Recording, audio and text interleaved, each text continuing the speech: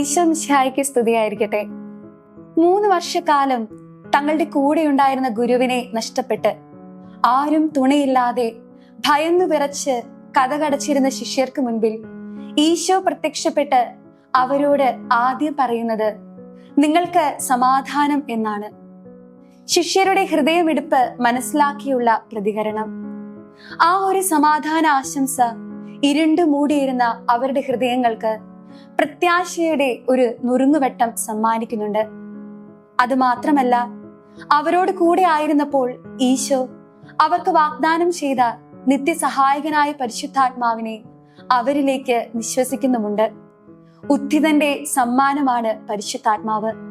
ജീവിതത്തിൽ നമുക്കുണ്ടാകുന്ന സഹനങ്ങൾ അവസാനങ്ങളല്ല, പുതിയ തുടക്കങ്ങളുടെ മുന്നോടിയാണെന്ന് ശിഷ്യരുടെ ജീവിതത്തിലൂടെ ഉത്ഥിതൻ നമ്മെ പഠിപ്പിക്കുന്നു.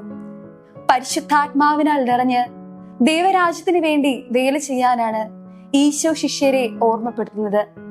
ഈ ഒരു ഓർമ്മപ്പെടുത്തൽ നമുക്കും സ്വീകരിക്കാം. പരിശുദ്ധാത്മാവിനാൽ നിറഞ്ഞ് ആത്മാവിനാൽ നിയന്ത്രിക്കപ്പെട്ട് ജീവിതാനുഭവങ്ങളെ ദൈവാനുഭവങ്ങളാക്കാം. അറിവിൽ നിന്ന് തിരിച്ചറിവിലേക്കും, കാഴ്ചയിൽ നിന്ന് ഉൾക്കാഴ്ചയിലേക്കും, ബോധത്തിൽ നിന്ന് സുബോധത്തിലേക്കും നമുക്ക് ചുവടുവെക്കാം. ആമേൻ.